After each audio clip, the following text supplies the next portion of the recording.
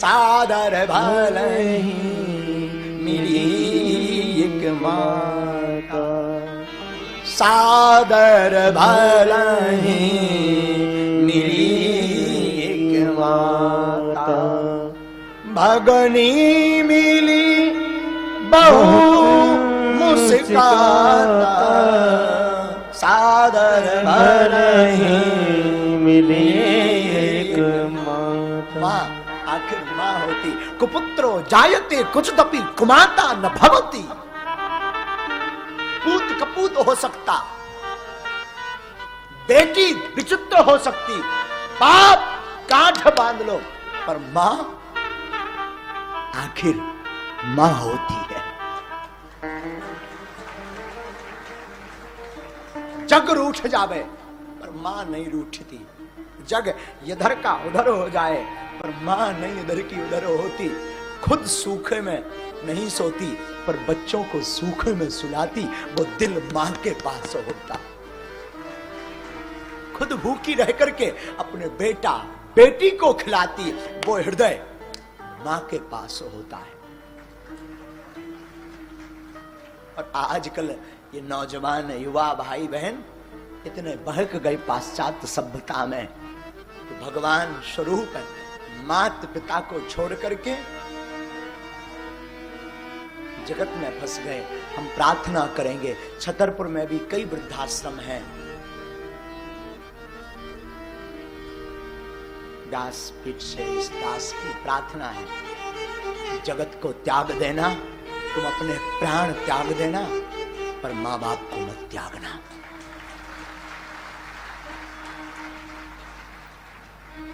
जगत त्याग देना। अरे साहब, मां आखिर मां होती है। अभी कई घटना है बेल्लूर की, बेल्लूर में जो नारायणी शक्ति अम्मा है, हमारे परम स्नेही साधु हैं, जो उनके यहाँ एक घटना घटी थी। बेटा की किडनी खराब हो गई थी, बेटा शादीशुदा था, उसके भी संतान थी, तो वो भी बच्चे बड़े बड़े, मां वृद्ध थी। आपको ताज्जुब होगा, बेटा बेटी इसलिए अलग हो गए कि हमें किडनी ना देनी पड़े।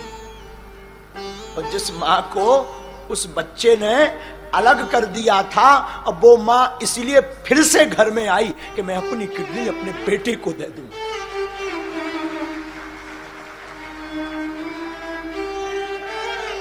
ये हृदय सिर्फ मां के पास होता है, जगत में और कहीं नहीं होता।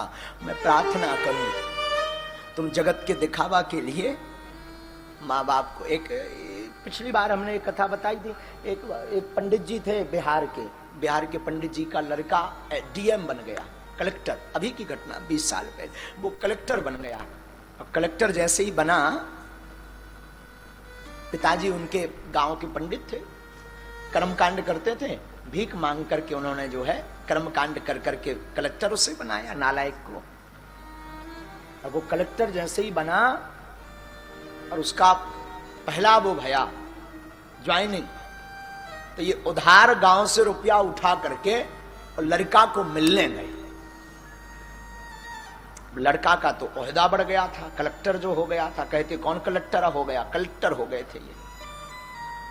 तो ये अपने साथियों के साथ, बड़े लोगों के बड़े मिजाज होते हैं, ये अपने साथियों के साथ बैठ करके खा पी रहे थे। इन्होंने चपरासी को बताया पंडित जी ने कि हम आपके कलेक्टर महोदय के पिताजी हैं और हमें मिलना है। चपरासी हालत देखी, पर्दनिया एकदम वो परम सुख वाली पैर, सफेद कुर्ता, वो भी फटो भाव, एक ठैया थैला लें। चपरासी भीतर ले आया तो ये टेबल पे सब बैठे रहे, बड़े बड़े अधिकारी, और ये खाते पीते रहे। चपरासी ने कान में आके कहा कि आपके पिताजी आए। उन्होंने कहा वहां कुर्सी डाल दो, एकांत में बैठा रहो उन्हें।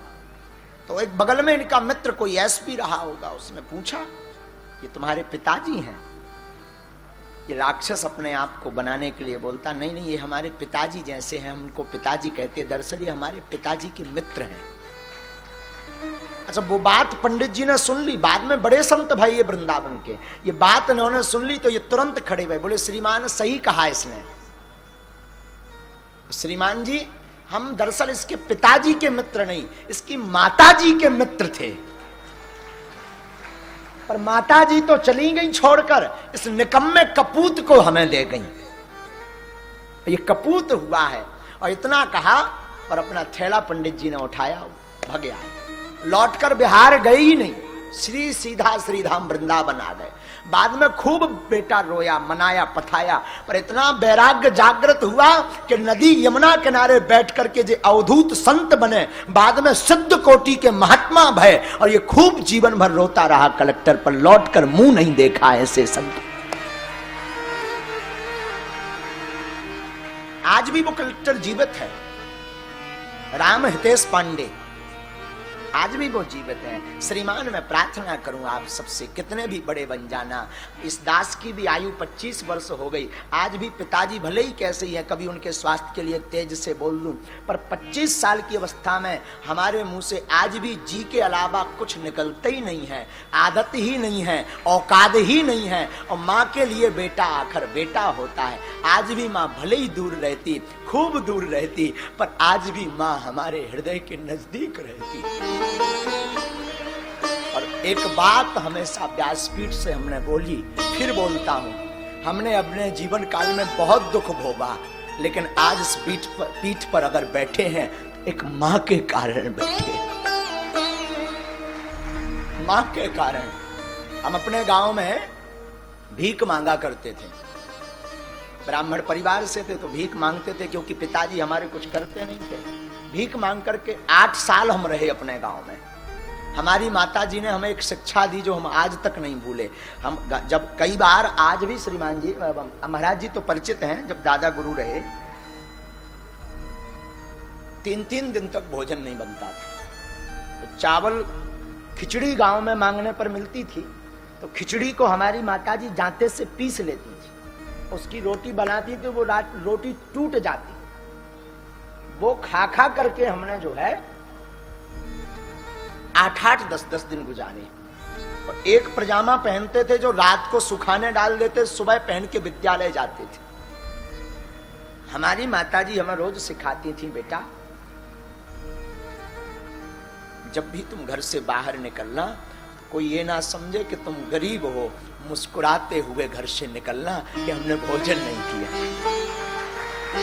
और सच कहूं, मुस्कुराना हमने सीखा तो मां से सीखा। और उन संकटों की घड़ी में भी हमारी मां पढ़ी लिखी नहीं थी, पर रामायण रोज सुनती थी। रामायण सुनाओ, पढ़ी लिखी नहीं थी, हम सुनाते थे रामायण। हमारी माताजी रोज सुनती थी रामायण, रोज एक ही बात बोलती थी, बेटा कोई सहारा दे ना दे, पर रामचरितमानस को मत छोड़ना, देखना ये तुम्हारी नैया पार लगा दे। और श्रीमान ऐसी भयंकर गरीबी में भी रामचरितमानस को इस दास ने नहीं छोड़ा, माताजी के चरणों को नहीं छोड़ा। उसका यह सुपरिणाम है कि हम कुछ बोलने के लायक इस पीठ पर बैठे हैं। इसलिए मैं प्रार्थना करूं, आज भी हमारे आश्रम में 15 वृद्ध माता पिता रहते हैं और उनके बाल बच्चे भी हैं। हम रोज उन बच्चों को गरियाते हैं। मैं प्रार्थना करूं, एक घड़ी अपनी घरवाई को छोड़ देना, पर मताई बाप को मत छोड़ना। माता पिता छोड़ना तो किसी को नहीं। 2 भाई बड़े प्यारे मिले, एक ने कहा, भाई माताजी किसके साथ रहती, तुम्हारे साथ या बड़े भाई के साथ? बड़ा सुंदर उत्तर दिया, बोले माताजी ना हमारे साथ रहती न बड़े भाई के साथ, हम दोनों आज भी माता पिता के साथ रहते हैं। ये स्वभाव जब तक नहीं है, बेटा कितना भी गलत काम कर दे, गरिया देवे माताजी को, पीट देवे, पर 2 बजे एक माँ ही है जो थाली परस करके रसोई लेकर के खवाने आ जाती। बेटी कितनी भी गलत काम कर दे, पर एक माँ है जो बेटी को थपथपाती हुई डांट करके पुचकार करके फिर से कह देती कि ठीक कोई बात नहीं, आगे फिर गलती ना करना। माँ आखिर माँ होती है। कुपुत्रो जायते कुचदपि कुमाता न भवति। तुम लाख कथा सुनो, लाख पुराण करवाओ, 1000 दरबार करो, पर माँ बाप को नहीं पूजा तो सब व्यर्थ है तुम्हारा। गांठ बांध ले, सब व्यर्थ है। किसी को मानो या मत मानो, मेरी व्यासपीठ कहती माँ बाप को जरूर मानो।